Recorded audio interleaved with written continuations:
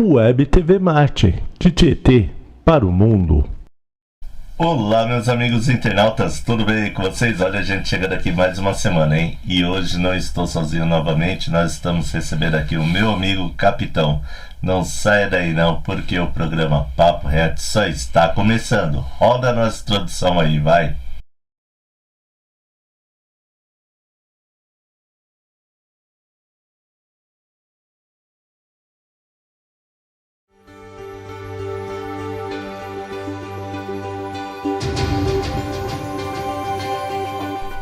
Muito bem, cá estamos mais uma semana. E aí, meus amiguinhos internautas, como vocês estão aí do outro ladinho da tela? Todo mundo muito bem? Eita, chegamos, meu amigo, olha só, hein? Gente, hoje eu vou tentar aqui me controlar. Vou me policiar um pouquinho mais, porque nós estamos recebendo hoje aqui no estúdio da TV Marte o meu amigo que é escritor, enfim... Vocês vão conhecer um pouquinho mais, vamos falar sobre a obra dele hoje aqui e muito mais. Meu amigo Capitão, seja bem-vindo. Olá, muito prazer estar aqui. Agradeço o convite, né, de estar aqui com vocês. Sobrenome, né? Vamos já citar. Então, é que nem eu sempre falo, né? Assim, a nossa primeira pergunta sempre aqui é uma pergunta: quem mora aqui em Tietê aqui, ou quem conhece a cidade, conheceu a cidade, já deve ter ouvido. Oi, amigo, você é gente de quem? Dos capitão. Dos capitão, opa, ó. Capitão é sobrenome, sabe? Antônio Carlos de Oliveira Capitão. Então, na verdade, é nome mesmo, né? É nome. Mas vira apelido também, né? Todo mundo chama de capitão. E meu amigo, assim, então você não é gente de quem? Aqui de Tietê. Você veio da onde? São Paulo, capital. São Paulo, capital, ô, terrinha boa, né? Manda aqui um abraço, um beijo muito grande. Temos bastante audiência aí também aí. Muitos amiguinhos internautas nos acompanhando aí semanalmente. É isso, deixa a gente muito feliz. Que nem nós já falamos aqui, hoje nós vamos falar sobre um livro seu, qual você escreveu, né? Que são Recortes, Memória Histórica Cultural de Tietê. Exatamente. É. Esse livro, rapaz, ele surgiu de uma necessidade. Bem, vou falar um pouquinho de mim antes, se você me permite? Claro. Eu sempre fui professor na área universitária. E nessa área você tem que pesquisar. Professor não é só professor, tem que ser pesquisador também. Sim. Então tudo que eu fiz na vida eu tinha que pesquisar. Escrevi várias coisas, lancei mais 2 livros já no passado. E aqui, vim para cá um pouco antes da pandemia. E na pandemia eu fui parar, fui trabalhar no museu da cidade. Tomava conta lá, organizava. E comecei a pesquisar os itens do museu, né? Que ninguém sabia de onde veio. Você começa a pesquisar, vai descobrindo a origem, de que época foi feito, etc.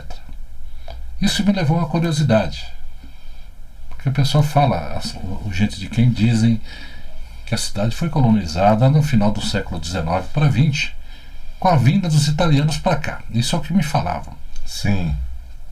Daí eu ia lá, a igreja de São Benedito de 1771, se eu não me engano. E, poxa, a igreja de São Benedito é mais antiga do que as versões aí. Em cima do museu aqui, que fica na antiga cadeia, lá de São Benedito, temos a Biblioteca Municipal. Tem um acervo incrível, inclusive, né? Tem muita coisa ali que não tá, é só para pesquisa realmente, que está sendo coisas raríssimas. E eu comecei a pegar esses livros. A bibliotecária no fim acabou me ajudando nesse sentido, né? Me orientando.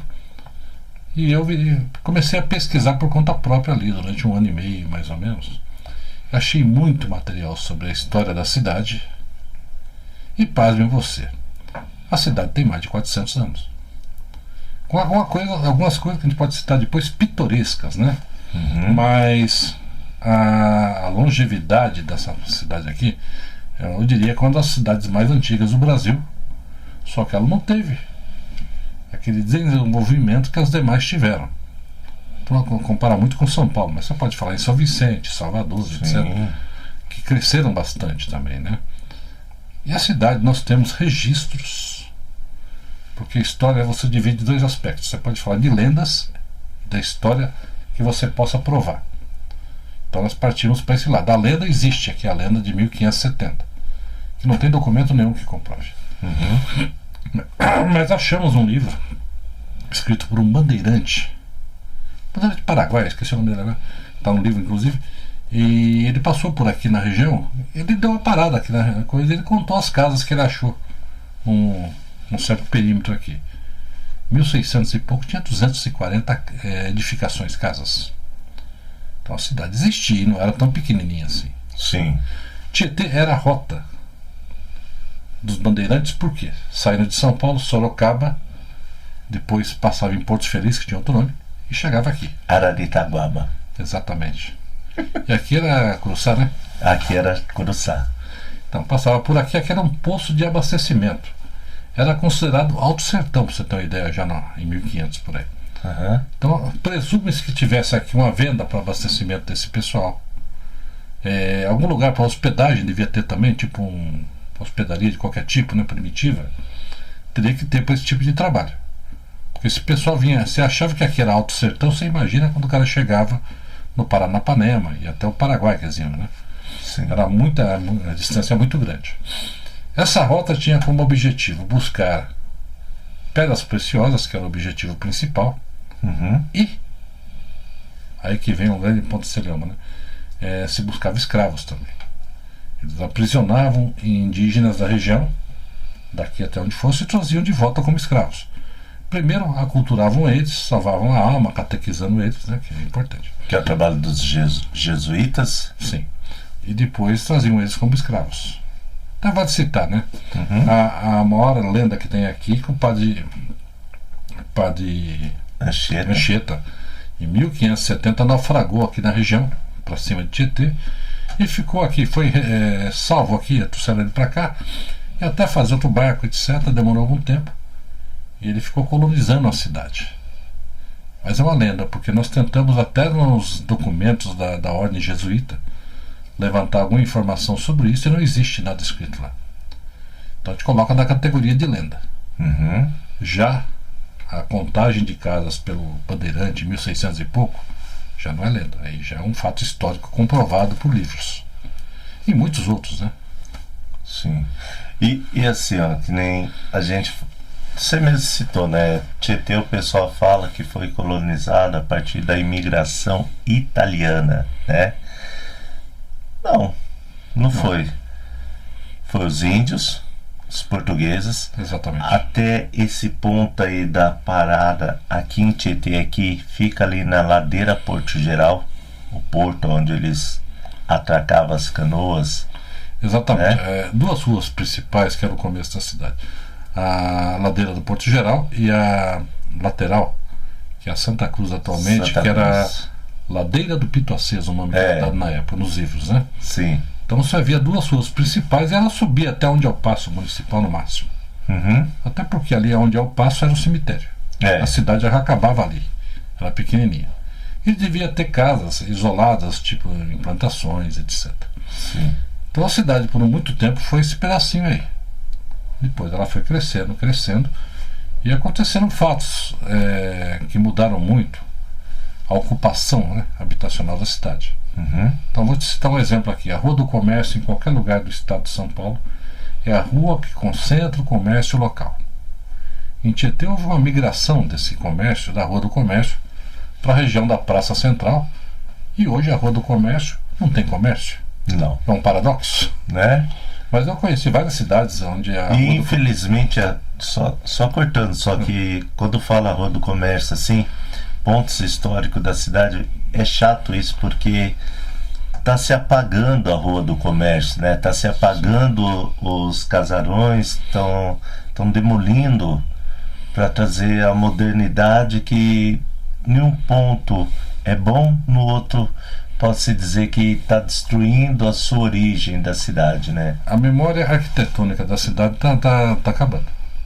Não só com os casarões da Rua do Comércio, se você notar, no próprio centro ali atual, moderno, né?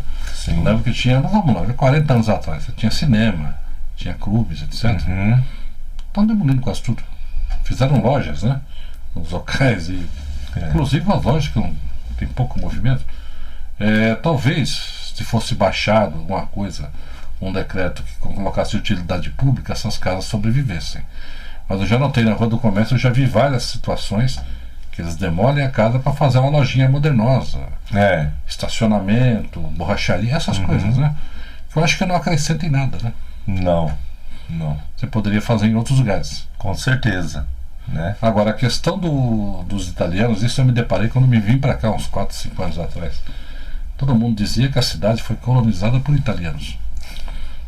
Mas diziam por que não? Porque os grandes proprietários, etc., tinham um sobrenome italiano. Aí você vai pesquisar, os italianos vieram realmente na final do século XIX, para o começo do século XX, porém já tinham a cidade aqui há 300 anos, né? Mas eles vieram também fugindo da guerra e para, assim, eles vieram para fazer a troca de mão de obra, vamos colocar assim, que eles vieram para trabalhar na lavoura. Aqui, logo quando teve a abolição dos escravos, aqui em Tietê, aqui, eles vieram aqui para as propriedades para trabalhar na lavoura. Pesquisei muito isso, até porque meu avô era imigrante, era português, e ele contava para mim quando era criança que ele passou na hospedaria dos imigrantes. Sim. E eu fui conhecer, existe lá em São Paulo, é preservado até hoje, eu achei o nome do meu avô lá, inclusive. É o Museu dos Imigrantes. Sim, virou um museu agora. Mas tem um registro de todo mundo que passou por lá. Sim. Funcionava assim, na vida. Quando acabou a escravatura oficial, a princesa Isabel lá aboliu a escravatura, não era interessante para os donos de terra manter os escravos lá. Havia uma relação dúbia entre eles, e eles queriam uma mão de obra diferente, não com relação à cor, sim, uma relação de trabalho diferente. E os escravos estavam acostumados daquele jeito, e a maioria não queria continuar também. Liberdade significava não trabalhar, etc. Um monte de senões aí. Foi quando facilitaram essa imigração. O governo brasileiro facilitou, porque as passagens eram gratuitas. O cara vinha da Itália para cá de navio, não pagava nada. Chegava no Porto de Santos, o nego entrava sem documento de qualquer jeito. Ainda eu punho ele no trem, fazia lá uma ficha de entrada, punha no trem para São Paulo. Lá ia para a hospedaria dos imigrantes, onde os grandes agricultores da época, donos de fazenda, etc., iam cooptar funcionários. Quer morar, trabalhar no café, né? A cultura do café, vem comigo, né? Levava o pessoal, pegava 30, 40, enfiava no trem e ia para a fazenda dele. Então era muito comum esse tipo de coisa.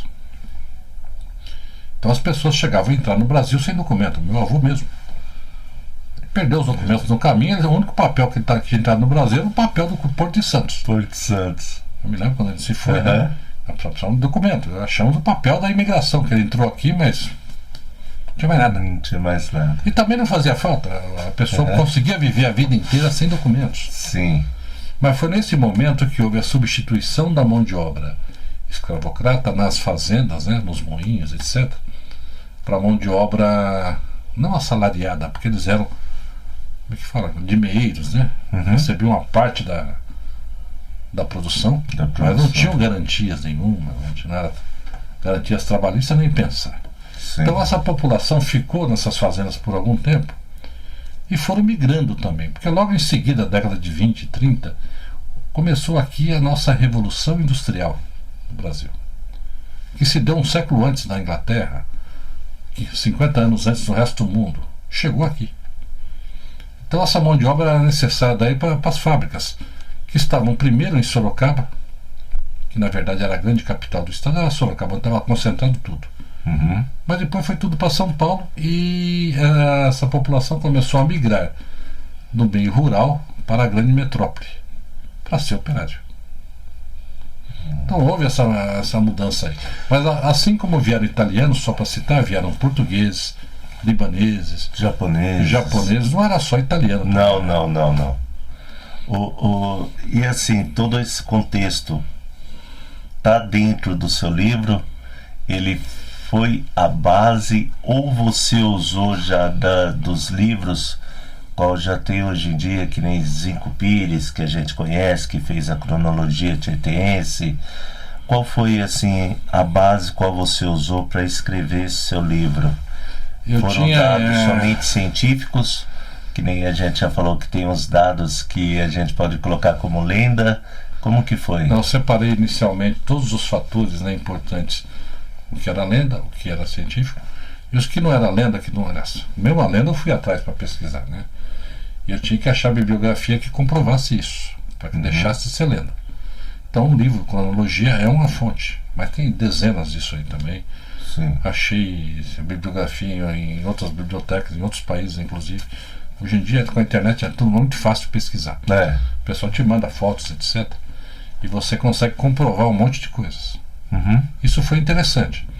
Então, vou te citar um exemplo. A estrada de ferro que vinha aqui em Tietê. Eu só consegui isso através da FEPAS e coisa e tal.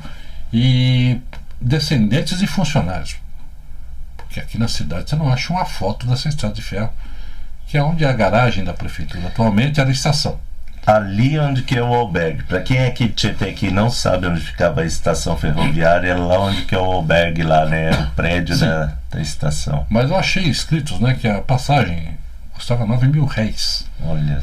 E saía de São Paulo às 7 horas da manhã e chegava aqui às 19. Meu amigo, era 12 horas de viagem. Tudo bem, passava por várias cidades, né? Sim. Em Cerquilho ele parava, trocava de linha. Uma baldeação, porque aqui era um ramal.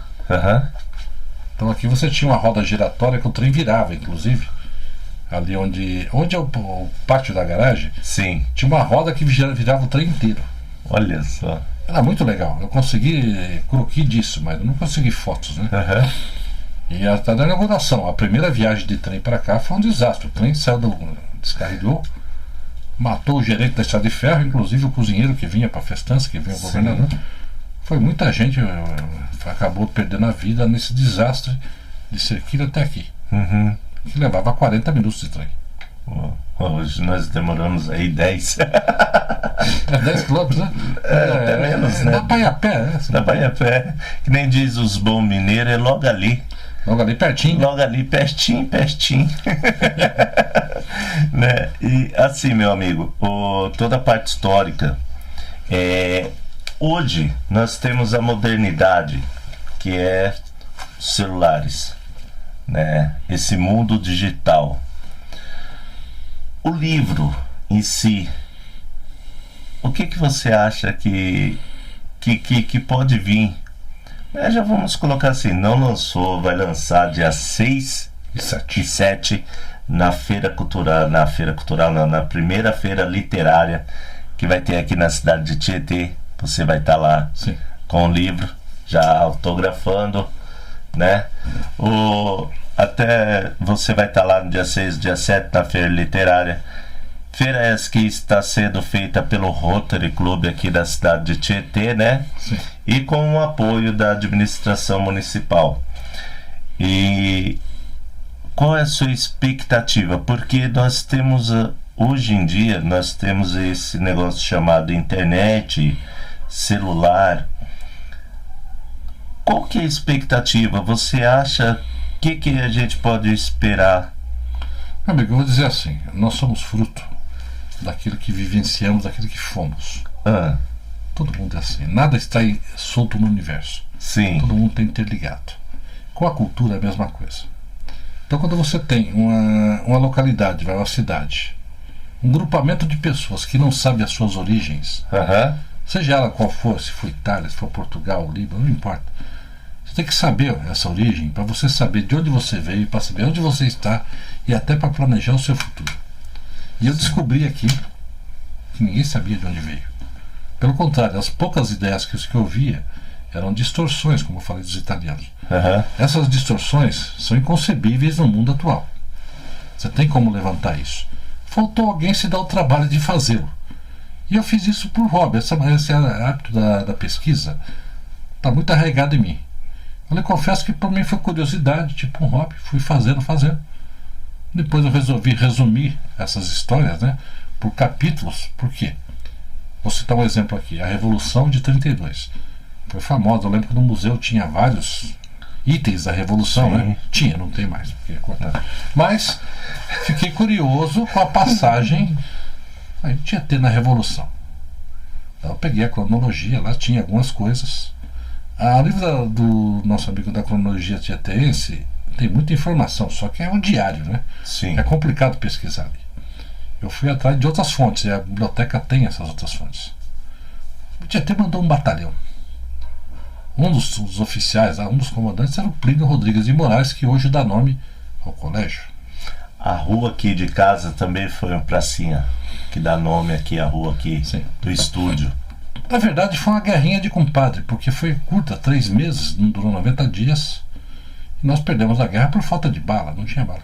Então, Tinha arma, tinha gente, mas não tinha bala, daí resolveram fazer um acordo. Mas Tietê mandou um batalhão, 266 pessoas, e 3 morreram lá. Inclusive um é o Enoque, alguma coisa, não me lembro de cabeça os nomes, mas os 3 eu pesquisei e são nomes de rua hoje. Enoque de Barreiro. Enoque Barreiro. Sim. Inclusive eu achei as fotos desses indivíduos e coloquei no livro, né? Aham. É alguma coisa que eu falei, é um resgate necessário, porque essas informações estão se perdendo. Então esses livros antigos que tem lá, de 100 anos, 200 atrás, eles estão em mau estado. A biblioteca não é climatizada, etc. Não foi digitalizada, provavelmente nem o será. A tendência é esse material se perder. Poxa. Então é um resgate assim nesse sentido de preservação também. E eu me senti aí uma espécie de salvador dessa história, um pouco pretensioso, né? Mas assim, cada item eu tratei individualmente. Foram momentos de inspiração, a revolução, a origem principal da cidade, né? Basicamente foram indígenas e os portugueses e os bandeirantes que criaram isso aqui. E que mais? Grandes figuras que saíram de Tietê. A maior delas, tem várias, mas eu acho que o maior foi o Cornélio Pires. Vamos colocar assim, popular foi Cornélio, né? Mas tivemos outros também, né? Tivemos aí Camargo Anelli, Marcelo né? Que Tupinambá. Marcelo Tupinambá Camargo foi o fundador da Orquestra Sinfônica da USP, né? Sim. Então, O Marcelo Tupinambá, por exemplo, escreveu o hino da TV o brasileira hino da TV quando brasileira. ela foi inaugurada em 51. Então, Então você tem toda essa história aí de pessoas Fred famosas. Jorge, Sim, Fred Jorge é mais contemporâneo. mais contemporâneo, mas também tieteense, né? Então, Sim, sim. Tem foto de todo esse povo lá no museu, inclusive, né? sim. Eu me lembro que eu vi uma foto do Moacir Franco, que era cantor, ator. sabe? Casou uma vez. Casou. Um dos casamentos do Moacir Franco foi aqui em Tietê, na igreja de São Benedito. Você acredita que eu tentei descobrir com a assessoria dele quem era a digitada da foto? Mas nem ele sabia. O homem está com 90 anos quase. Tá. Ele está com dificuldade de lembrar qual delas foi. Eu imagino. Ele mas- reconheceu o fato. Eu achei divertido. Mas essas histórias, meu amigo, todas elas ficam perdidas no tempo de pessoal qualificado lá também, firme e fixo no museu. Aham. Se a pessoa pesquisar, você aprende, descobre. Daqui a pouco acaba o contato, alguma coisa sai. E o museu sempre foi isso, foi uma roda de pessoas interessadas desde que criaram ele. Esse é um problema sério. Sim. Então hoje você tem lá áreas interditadas, né? Não entrar no mérito. Muita coisa interessante lá jogada nos cantos, por quê? Nem espaço adequado tem. Aqui, uma pergunta agora assim que eu acho que a cultura, vamos já colocar assim na esfera nacional, será que o povo está perdendo o hábito, já perderam o hábito de ler, e isso já faz de algum tempo. Será que o povo está perdendo o interesse pela tamanha modernidade, pela tamanha cultura enlatada, está deixando em terceiro e último plano a nossa história do nosso país, a nossa cultura, as nossas raízes? Com certeza. Isso não acontece nos grandes centros, São Paulo e Rio, porque lá a cultura está disseminada, né? Sim. São nichos locais, mas ainda tem. Nos lugares menores está se perdendo a história realmente. O que você falou? A cultura importada, a enlatada, é muito mais barato. Então, se você me lembra da história de eu também fazia documentários antigamente, tinha uma produtora, chamava Six Video. Nós fizemos um documentário sobre o vigilante rodoviário. Primeiro filme, primeira série de TV feita na América Latina. Uhum. Um ator brasileiro, inclusive morreu recentemente o ator, né, com 90 e poucos anos, Carlos Miranda. Vamos pesquisar o porquê que só teve ela, depois não teve mais nenhum.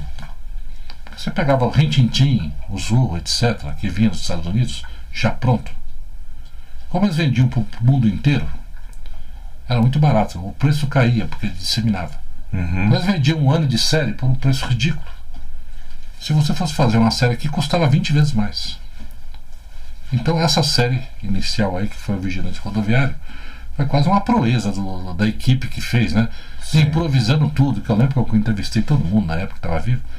E era um improviso atrás de improviso, para poder fazer algo que saísse daqui. Porque eles não queriam mais coisas importantes. Então isso foi em 59 e 61. Já havia essa preocupação dos enlatados estarem fazendo a cabeça do pessoal aqui.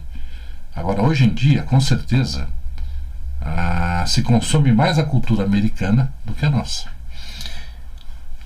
E para isso, para que... Vamos colocar, chegou esse ponto porque falta mais apoio. Você acha que... Agora falando aqui, eu falando como artista também, que quem sabe, eu já estou aí já um caminho aí na estrada aí, faço teatro, faço aqui o programa. Você sente que falta apoio um pouquinho mais da iniciativa privada, da iniciativa principalmente dos administradores, vamos colocar assim, do nosso país, incentivar um pouquinho mais as crianças a consumirem, não eles pagarem para o artista, mas fazer que a criança, o adolescente, até mesmo o adulto, eles consumam um pouquinho mais a cultura. Eu acho que a nível estatal vai muita verba, né, para a cultura. Sei lá, que ela se vaporiza no meio do caminho. Não, isso daí vira pó, né? A gente nunca vê essa verba. É uma outra coisa que sai realmente. Eu me lembro do filme do Assis Chateaubriand, que ficou 9 anos enrolado com causa de verbas federais e no fim não saiu essas coisas. Então. Mas eu acho que tem muita verba envolvida, só que não chega na ponta. Eu acho que falta iniciativa privada realmente. Porque uma coisa é certa, depois que você vê uma peça de teatro, quem teve a oportunidade de ver pessoalmente, só pode ser pessoalmente, né? Sim. É diferente de ver um filme. É muito diferente. Bem eu sou fascinado por teatro, porque eu já teve peças que eu vi mais de uma vez. E você não consegue, não é a mesma coisa exatamente. Não. De uma apresentação para outra, alguma coisinha muda. Sim. E você percebe isso, quem é aficionado, né? Você imagina a peça, eu me lembro, Trair e Coçar é Só Começar. Ficou mais de 10 anos em cartaz. Eu assisti muito mais. Muito mais, né? Muito mais. Chegou a 30, 40 anos, se não me engano, essa peça. Cada vez que eu mudava a trupe, eu fiquei fascinado com aquela comédia, eu ia lá ver. Então, eu mudava os atores, eu já mudava um monte de coisa na história, na conotação, na apresentação. Então, assim, o teatro ele é vivo, ele é dinâmico. Sim. O filme nacional também. Mas infelizmente aqui decaímos, né? Por Xanxá, um monte de coisa que não era popular, né? Eu acho que o único cineastas nacionais, vamos citar aí Mazzaropi, que foi um gênio. Foi. Que do nada ele criou a indústria, já viu o cinema industrial paulista, com a Maristela Filmes, a Vera Cruz, que no final da década de 50 faliu tudo. Esse povo que fez o primeiro documentário é oriundo dessa indústria que tinha fechado. Mas depois disso foi fechando, aí veio a TV. A TV arregimentou um pouco desse pessoal para trabalhar e começou as novelas. E as novelas substituíram filmes, teatro. A novela é uma coisa quase que nacional, né? Mexicana e nacional. Aqui pegou muito. Agora está caindo em desuso, mas durante 40, 50 anos era o top da produção artística. Será que também, assim, você falou que está caindo muito, né? Será que falta qualidade um pouquinho mais? Tá morrendo. A gente tá perdendo os grandes autores nossos da teledramaturgia hoje em dia. Pode-se dizer que já estão, bem dizer, todos aposentados, né? Mas será que essa juventude de agora não estão misturando muitas coisas? Estão querendo vender estão querendo fazer da arte o cotidiano tão realista que a gente até hoje não sabe se é a arte que imita a vida ou a vida que imita a arte, né? Mas será que eles não estão querendo colocar em um ponto onde que, em primeiro lugar, eles priorizam o cotidiano do dia a dia e vende isso como arte? Com certeza. Isso é uma característica da pós-modernidade, o movimento atual que a gente está na filosofia. A pós-modernidade se caracteriza por desconstrução de paradigmas sem substituir por nada. Vou dar um exemplo. O casamento, que era indissolúvel até a década de 60, né? Praticamente não existia divórcio, etc. Desquitado era o termo, mas também quase era raro. Hoje em dia tem gente que casa 4, 5 vezes, é hipernormal. Sim. Então um monte de coisas que foram mudando, que essa pós-modernidade tirou esses paradigmas e não veio nada no lugar para substituir. Ficou vazio. Na cultura está acontecendo isso. Então você tinha artistas estabelecidos no Brasil, falei do Mazzaropi, mas tem muitos outros aí, né? Que faziam a cultura popular realmente, e que hoje em dia não tem nem espaço para isso. O Mazzaropi hoje não daria certo no Brasil. Não. E tudo isso, vamos voltar aqui agora ao seu livro. Vamos lá, senão história, né? eu tenho esse problema, eu começo a viajar um pouco. Não, mas eu também sou assim também, eu vou conversando, a conversa vai se levando, vamos viajando e... Esse livro aqui tem fazer uns agradecimentos também. Eu acho que, eu te falei, nada se faz só nesse mundo. Qual que é a editora? O Irapuru. O Irapuru, né? Do senhor Egídio, né? O proprietário. Mas assim, eu acho que tudo a gente tá ligado às pessoas, sabe? Eu tenho isso em mente. Você não consegue fazer nada sozinho. Não, ninguém faz nada. Então, por exemplo, o Egídio me proporcionou a publicação por uma editora oficial. Ele viu, gostou, leu um capítulo, pediu o resto e tá feito igual. Semana que vem tá no prelo já, né? Semana que vem tá pronto. A Cláudia, nossa bibliotecária aqui da biblioteca, que tem uma paciência infinita, porque eu sou chato. Quando eu quero um assunto, eu ficava perturbando. Mas todo dia, porque eu trabalhava lá e às vezes tinha tempo de levar para casa, não é que eu lia lá. Sim. Cada dia eu queria uma coisa, e todo dia, né? Uma paciência incrível, rapaz. É assim, ficou amiga, inclusive. Ela arrumava tudo que eu queria, ela, vamos procurar. No final do dia ela vinha com os pacotes, né? Que você tinha que tomar cuidado para carregar. Tem ácido da coceira. Sim. Mas jornais de 100 anos, o jornal eu nunca levei para casa, que ela não deixava. Mas ela tem uma coleção de jornal de 100 e tantos anos lá, que eu acho interessantíssimo também, não só pelas notícias, muita coisa você corrobora pela notícia, mas também pela grafia. O português tinha farmácia com PH. Sim, fotografia era raríssima, inclusive. Era outra, a imprensa era diferente. Mas às vezes lá tem encadernado, aos 100 e poucos anos dos jornais, né? Que eu acho também uma coisa que talvez se perca, porque se mexer naquilo é complicado a nível de contaminação por ácaros, etc. Tem que ter um ambiente todo controlado, temperatura, umidade, né, claridade. Então, quando eu falo em resgate de pesquisa, é justamente isso. Não temos esse controle. Então está se deteriorando realmente. Havia o projeto de digitalizar, também não foi feito. Foi quando eu falei, isso não vai preservar. Vamos preservar aquilo que dá. Foi quando eu comecei a pesquisar e pegar essas fontes. Que isso torna a coisa, você deixa de ser a lenda para se tornar história, quando você consegue comprovar por outro uma pesquisa bibliográfica. E muita coisa. A história da Estrada de Ferro eu peguei inteirinha. Eu achei impressionante, porque tem detalhes, sabe? Dom Pedro veio aqui para inaugurar uma ponte. Sim. Que resolveram esticar a Estrada de Ferro até Laranjal, e a ponte era chamada no jornal de obra de arte. Olha. Dom Pedro aqui esteve, tem uma foto no museu dele com a família. E todo mundo dizia, Dom Pedro aqui em Tietê. Descobriu um indivíduo que pesquisa Dom Pedro, é fanático por ele, tem tudo dele lá no Rio de Janeiro. Algumas trocamos e-mails, né? Escaneei esse quadro e mandei para ele. A foto é de Dom Pedro. Só que era foto oficial, tirada em Petrópolis. Que onde ele ia, ele levava daquela idade presente. Nós temos a foto do Dom Pedro tirada em Petrópolis, não aqui. Então são detalhezinhos, né?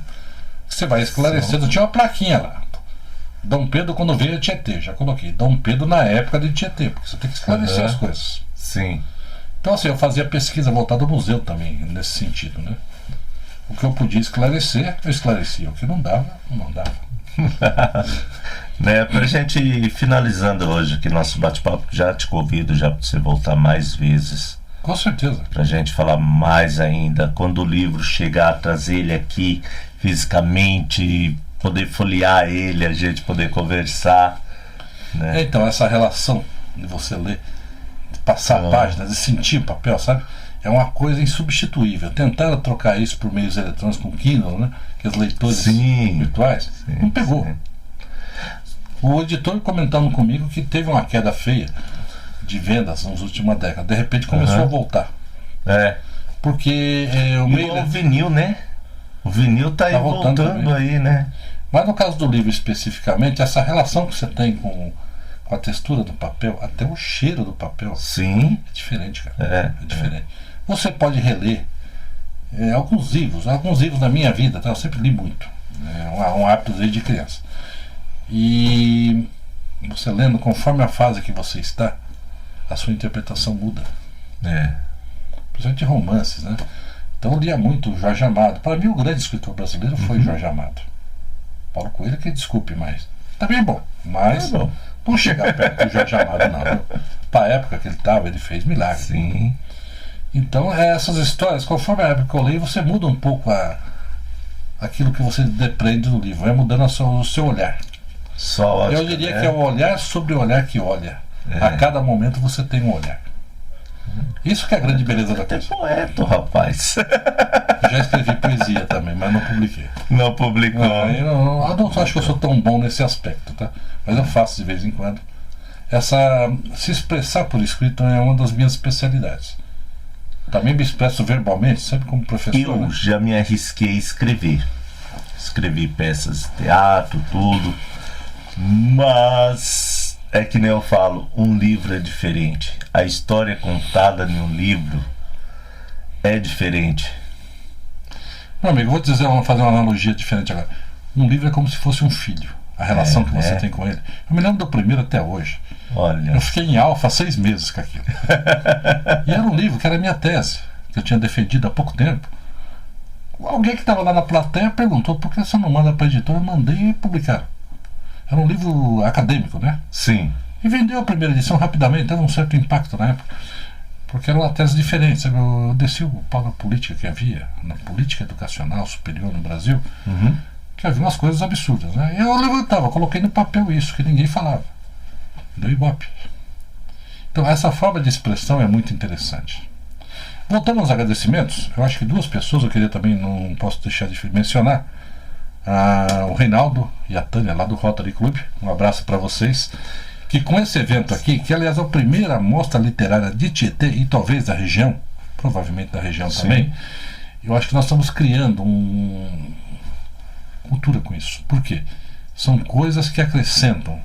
Existem autores na cidade, eu conheço alguns, que escreveram recentemente, que tiveram dificuldade para lançar, para disseminar, para divulgar. Então alguns eu li, inclusive, vou citar uma só, agora o último, foi da Kelly Christine, Só Não Vá Se Apaixonar. E eu me lembro que eu li o livro, fiz até uma resenha para o jornal da cidade, né, porque não tinha onde publicar. Para mim, só fazer uma resenha para o jornal. Publicamos nos 2 jornais para editar. Mas ela comentou comigo um dia que ela trabalhava na prefeitura também, que ela não sabia onde que ela ia divulgar aquilo. Realmente você não tem esse espaço aqui. Uma feira de livro agora, ou uma mostra literária como teremos agora, nunca teve também. Então você fica meio restrito à biblioteca. Livraria aqui, não tem nem banca de jornal mais, né? Não, acabou tudo, né? Não, tá voltando. A editora Irapuru acaba de montar na cidade vizinha uma livraria física. Ela também tem na internet. E ao projeto, não sei para quando, de montar uma aqui. Legal. Ele quer encher de livraria a região, não só isso aqui. E eu acho que essas coisas, é o que eu falo, a união de esforços nos leva a um lugar comum. Então o editor que chegou lá, que tem seus interesses, é claro, mas ele está montando livrarias, você potencializa a pessoa chegar, olhar, né? Sim. O Reinaldo e a Tânia, através do Rotary, com essa iniciativa, como chamar, privada, porque ela não é estatal totalmente, mas começa a criar algo que talvez cresça no futuro. Talvez não, com certeza vai crescer. Com certeza vai crescer e crescer muito. Eu espero que isso aqui aconteça na área do teatro também, da música, etc. O teatro tem que voltar, porque tem muitos atores aqui bons na cidade, conheço inúmeros. Sim. Então você é ator, né? Eu sou ator, cara. Só que eu sou tímido. Brincadeira. A minha timidez se dá só longe do microfone. É mesmo? Eu sou tímido, lá no fundo da alma. Mas como professor eu tinha esse problema. Se eu falar para 2, eu ficava quieto. Eu punha 100 na minha frente e o microfone. Baixava. Eu baixava. Aí, rapaz, não tinha horário. Não, eu sou ator também, já trabalhei em algumas peças. Não vou falar o número nem assim há quanto tempo, para não dar muito assim minha idade, né? Eu sou jovenzinho ainda. Também sou garoto. Então, eu tô na flor da idade, né? Como ator Mas- também já fiz participações nas últimas décadas aí, coisas pequenas, né? Participações, assim, nada complexo, não. Mas para conhecer, sabe? Eu acho que tudo você tem que ter experiência. E isso desde a época eu fazia documentário. Sim. Não tinha o cara para entrevistar, entrava eu mesmo, o cara me filma aí, eu dirigia e fazia. Uhum. Essa experiência é muito legal, É legal, é bom. participar. Isso daí é o network, coisa que hoje em dia nós estamos perdendo devido às pessoas se trancarem aqui no estúdio, ligar aqui o seu celular, sua câmera, gravar o vídeo, solta aqui no mundo e o pessoal vê, me aplaude de onde for. Eu não tenho mais esse contato e tá faltando isso, né? Contato pessoal, né? O contato, né? Por outro lado, tudo tem seu lado bom e negativo. Tem um canal no YouTube também. O que acontece? Você acaba tendo contato com pessoas do outro lado do planeta que falam línguas totalmente. Ah, mas isso daí já tá facilitando, né? Agora com o inglês automático. Né? Com o inglês automático, você viu que a Google mesmo lançou agora a inteligência artificial, que você vai poder fazer até reuniões com pessoas do mundo inteiro, que vai ter tradução assim Eu acho que vai facilitar simultânea, demais, né, né? em áudio. O meu inglês macarrônico, né? Falo macarrônico, eu já vi filme do Trinity, né? O Dólar Furado, que era o inglês italiano, com italianos. Não era aquele inglês bom, mas o inglês era ruimzinho, mas dava para se comunicar. E eu sempre troquei figurinha, essas coisas, com o YouTube, etc. Então te abre um espaço que você não teria. Sim, sim. Então, assim, um lado negativo é um, mas tem um lado positivo também, né? Mas, gente, eu falo, ó, nosso programa aqui é curto, infelizmente. Nosso amigo aqui vai voltar com certeza agora com o livro em mãos. Mas dia 6 e 7 no Rotary Club aqui de Tietê aqui. Semana que vem nós vamos falar um pouquinho mais sobre essa feira. Aguarde aí. Mas já fica aqui o convite aqui, 6 e 7 no Rotary Club. Sim. Até para frisar, tem outros autores que lá estarão ao vivo e a cores. Também. Que vão apresentar seus livros, não sei, eu acho que lançamento só isso. Mas pessoas que lançaram recentemente lá estarão. Inclusive alguns que escreveram muitos livros que pararam, né? Uhum. Todos foram convidados a estar lá, porque escritor em Tietê é o que nunca faltou. Faltou espaço de divulgação. Sim. Então agora teremos um meio, né? E ó, que nem eu sempre falo, precisou da gente, vai divulgar, avisa nós. Fala aqui com a gente, aqui da TV Marte, aqui, que a gente tem um prazer imenso em divulgar o que é bom e o que tem de bom aqui no nosso município aqui. Com certeza. Nossos amigos artistas, eu falo, artista tem que ajudar artista, né? Se a gente não se der a mão, cada um olhar, cada um para si, para o eu não faz nada. O que faz agregar, o que faz multiplicar é o nós. É como eu disse agora há pouco, estamos ligados a tudo e a todos, nada existe isolado no universo. Né? Sequer uma molécula está isolada de outra. Está isolada. Então que diria nós, né? Então, meu amigo, muito obrigado pela O prazer presença. foi meu, obrigado a todos que nos acompanharam. Até uma próxima oportunidade, que eu espero que seja logo. Em breve, muito em breve, lógico. Que é isso, né? E contato. Ah, eu gostei, quero fazer um contato aí. Você tem algum contato já para passar após o lançamento do livro? A editora Irapuru, Ah, irapuru.com.br, tem uma loja virtual e tem também a livraria em Cerquilho, por Sim. enquanto. Eu espero que logo tenha por aqui também, né? certo. E por enquanto fica através da editora. Depois a gente vai ver alguns meios alternativos aí. Ah, legal. Gente, eu vou indo nessa. Fiquem com Deus, que nem eu já falei para vocês. Semana que vem nós vamos falar um pouquinho mais sobre essa primeira feira literária que tem aqui pelo Rotary Club, com o apoio da administração municipal, né? E trazer, quem sabe a gente não consegue após a feira trazer mais alguns artistas nossos aqui, mais alguns autores, artistas que façam teatro, música, um bate-papo, né? Também acho interessante. Interessante, né? Você conhece o Ademir? Tal de Conheço. Ademir Furian? Sim, Ele é mala, rapaz. Já fui 2 vezes lá na rádio lá conversar com ele, 3 vezes. também já fui. Já foi? Já fui. Gente boa. Ademir, quero você aqui. Aliás, um agradecimento à Rádio Cidade, né? A Rádio Cidade. Muitos eventos nós divulgamos com ele lá. Sim, Quando estava sim. lá na cultura, a gente ia lá, divulgava. Ele sempre foi muito solícito nesse sentido, Porque eu acho que não adianta você fazer algo legal se ninguém souber, né? Não. E outro ponto também que eu acho assim, a imprensa, nós que fazemos esse papel de imprensa, é o nosso dever levar esse tipo de informação à massa, né? Não reter, não querer. Tá certo que a gente sabe que também a imprensa necessita de receber, necessita de uma verba, mas informação, cultura, nós devemos dar todo apoio. Com certeza. Meu amigo, obrigado pela oportunidade. valeu, Até a próxima. até. Gente, que nem eu sempre falo, se tudo der certo, semana que vem estarei aqui de volta aqui nesse mesmo canal, nessa mesma caverna.